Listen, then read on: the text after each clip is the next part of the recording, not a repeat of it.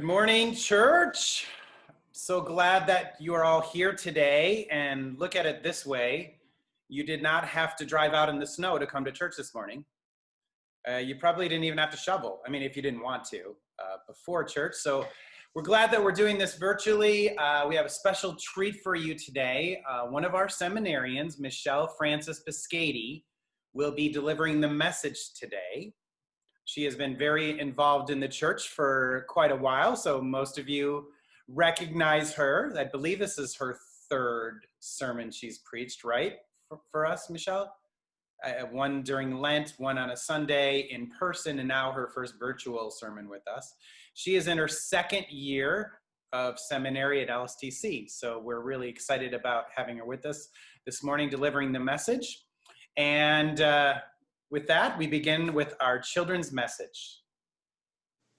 All right, if you are young of age or young at heart, I invite you to gather around the screen. And actually, there's something really exciting that is actually helping me with my children's sermon. If you are joining us from the Wheaton area or anywhere in sort of suburbia of Chicago, something exciting happened overnight. Can you tell me what that was, if you had a chance to look out the window? It snowed. It snowed. That is so exciting. I feel like we've gotten a few snowfalls in the last couple of months or so, right? But this one's, we've got a good white blanket of snow everywhere. And one of the things that I really enjoy doing when I go out in the snow, to play in the snow, is to play a good game of follow the leader, right? Where you just sort of walk along and you follow someone else. And there's something special about when you're playing a game like follow the leader in the snow. Can you think about what might be special about follow the leader in the snow as opposed to playing it when it's like raining or when you can see the ground normally? Because normally you can follow someone just by watching where their body goes, right? That's one way you can follow the leader. But in the snow, you have an additional advantage of how you can follow the leader. Can you think about what that might be? Footprints.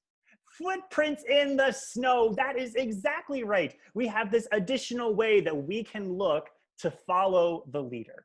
Well, this week in all of our lessons, we've got both our lesson from the Old Testament and our gospel story today. We get to hear about what following Jesus and what that means. And I think that sometimes we might think following Jesus is just looking at where Jesus is and following exactly where Jesus went and doing everything that Jesus does, which that's one way we can follow Jesus. But sometimes it might not be as easy to see where Jesus is going and following Jesus that way. So then in those moments, we have to look for Jesus's footprints. And that might seem like a strange way to think, how can we see Jesus's footprints? Jesus isn't there in Jesus's footprints, right? But Jesus shows up for us in interesting ways through our friends and our parents, our teachers and our pastors, and people we might just meet at the grocery store.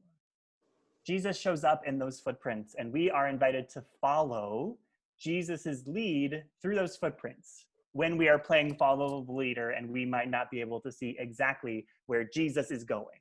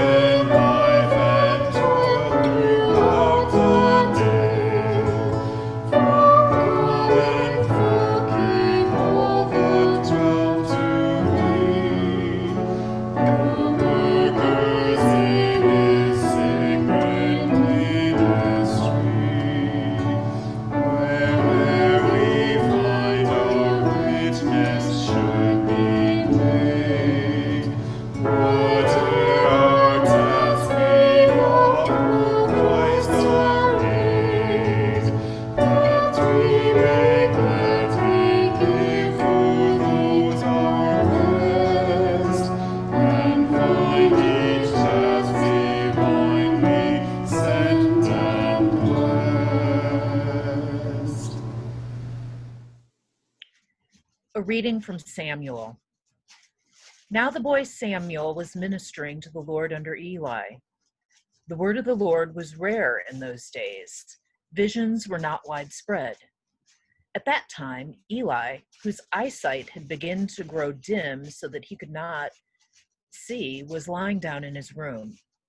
The lamp of God had not yet gone out, and Samuel was laying down in the temple of the Lord, where the ark of God was. Then the Lord called, "Samuel, Samuel." And he said, "Here I am," and ran to Eli and said, "Here I am, for you called me." But he said, "I did not call you."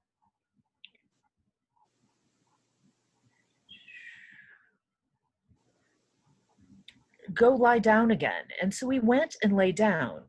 The Lord called again, "Samuel." Samuel got up and went to Eli and said, "Here I am, for you called me." But he said, "I did not call you, my son. Lie down again." Now Samuel did not yet know the Lord, and the word of the Lord had not yet been revealed to him. The Lord called Samuel again a third time, and he got up and went to Eli and said, "Here I am, for you called me." Then Eli perceived that the Lord was calling the boy. Therefore Eli said to Samuel, "Go, lie down, and if he calls you, you shall say, 'Speak, Lord, for your servant is listening.'" So Samuel went and lay down in his place. Now the Lord came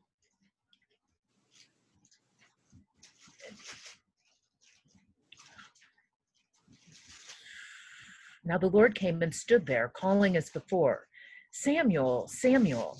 And Samuel said, "Speak, for your servant is listening." Then the Lord said to Samuel, "See, I am about to do something in Israel that will make both ears of anyone who hears it tingle. On that day I will fulfill against Eli all that I have spoken concerning his house, from beginning to end. For I have told him that I am about to punish his house forever, for the iniquity that he knew, because his sons were blaspheming God, and he did not restrain them. Therefore I swear to the house of Eli that the iniquity of Eli's house shall not be expiated by sacrifice or offering forever." Samuel lay there until morning. Then he opened the doors of the house of the Lord. Samuel was afraid to tell the vision to Eli. But Eli called Samuel and said, "Samuel, my son." He said, "Here I am." Eli said, "What was it that he told you? Do not hide it from me. May God do so to you and more also, if you hide anything from me of all that he told you." So Samuel told him everything and hid nothing from him. Then he said, "It is the Lord. Let him do what seems good to him." As Samuel grew up, the Lord was with him and let none of his words fall to the ground. All of Israel from Dan to Beersheba knew that Samuel was a trustworthy prophet of the Lord. Word of God, word of life.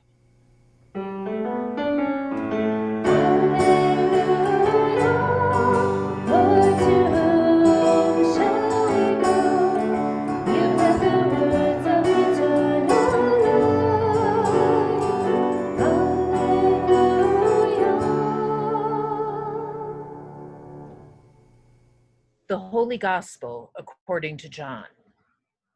Glory to you, O Lord. For the next day, Jesus decided to go to Galilee. He found Philip and said to him, "Follow me." Now Philip was from Bethsaida, the city of Andrew and Philip and Peter. Philip found Nathanael and said to him, "We have found him about whom Moses in the law and also the prophets wrote, Jesus, son of Joseph from Nazareth." Nathanael said to him, "Can anything good come out of Nazareth?" Philip said to him, "Come and see." When Jesus saw Nathanael coming toward him, he said of him, "Here is truly an Israelite in whom there is no deceit." Nathanael asked him, "Where did you get to know me?" Jesus answered, "I saw you under the fig tree before Philip called you." Nathanael replied, "Rabbi, you are the Son of God. You are the King of Israel."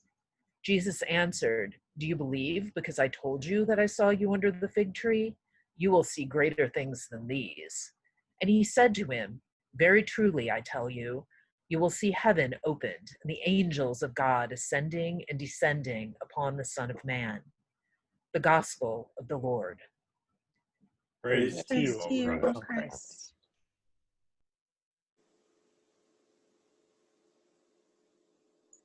Hello, friends.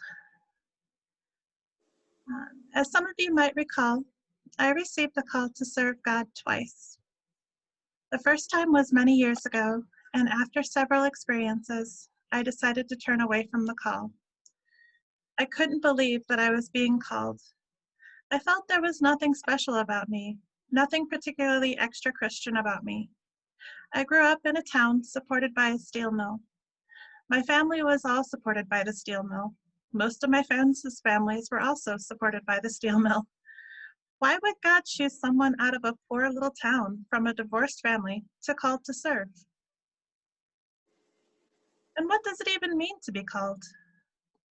What it meant to me is that God spoke to me and said, "Come and work for me. I will make space for you. I will guide you, and you will work in my name." I've often stated that God knew I would turn back one day. When I was called again, now almost 3 years ago, I acted swiftly, knowing that I was being given a second chance, and I wasn't going to miss out on that. Looking back, each educational path I took gave me a specific skill set to work within various parts of the church. God was patiently waiting for me to listen for that second call and turn back towards working for God. Now, to receive a call from God is a very personal experience, and I feel like there are just as many definitions as there are stories of receiving calls. Some calls, like mine, are to work in the church. Some calls are big, such as to see humanity in a person with completely opposite viewpoint of you than your own, or to fight widespread segregation and social injustice, like the Reverend Dr. Martin Luther King did. Other calls are much smaller, maybe to be more compassionate in a marriage, love yourself more, or be patient with a teenager. Some calls are consistent and commanded. Love your neighbor as yourself. In our lesson today, Philip and Nathanael were called by Jesus. And Philip, being from the same village as Andrew and Peter, who were already followers, needed no convincing. He followed immediately. But Nathanael took a bit of convincing. He could not conceive of anything good coming from Israel. But Philip simply replies, "Come and see. Come and see." Philip is laying the world of following Jesus at Nathanael's feet, brushing Nathanael's doubt aside with those 3 simple words. Jesus came along and cast Nathanael's doubt away further and called Nathanael to follow him, to work for him. Called to work in God's name. Immediately after this passage, Jesus goes on to begin performing his first miracles, and Philip, Nathanael, and the other apostles begin serving the people in Christ's name. Now, Martin Luther said, "God does not need our good works, but our neighbors do." God knows our capabilities, our strengths, our weaknesses, and God sees what we can do on this earth to make a difference. God also calls us to love one another. As Christians, we are called to something beyond us. We need each other. We need to care for each other. We are called to serve each other right now. And though we may speak of serving God in our regular lives, we are actually called to serve our neighbors, the beings with whom God brings into our lives as we carry out our daily callings. Martin Luther spoke and wrote often of the act of serving each other as our priority instead of serving God. Taking the church, for example, pastors are called to love and serve the members of their congregation. The laity are to love and serve their pastor and each other. Members of the choir and other church musicians serve the rest of the congregation by using their God-given talents to help the less musical members. The ordinary tasks of the congregation, setting up chairs, passing out bulletins, serving on committees, organizing fellowship dinners, teaching Sunday school, visiting shut-ins, making small talk over coffee after the service, They may all seem utterly mundane, but they are manifestations by which members express their love and serve one another. But what does being called to serve each other outside of church look like right now? I know many at St. Paul are very active in various groups. We all know it takes people, congregations, to step up and feed the hungry, shelter the homeless, and assist the jobless, fight for social injustices around the world and especially locally. Of course, I don't expect anybody taking risks with their health. There are people who are willing to serve for those who cannot. God calls everyone who cannot serve in person in various other ways. It may be to donate an affordable amount of money, or to make a few phone calls, to cook a meal or have a few loaves of bread delivered to the pantry.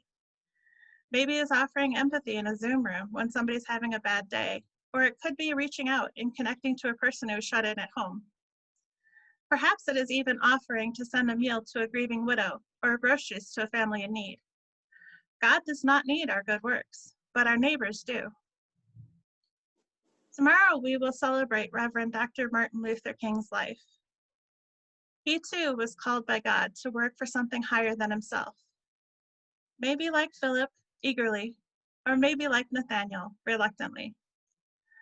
God called Dr. King to serve his communities by fighting segregation and unfair housing practices with his neighbors.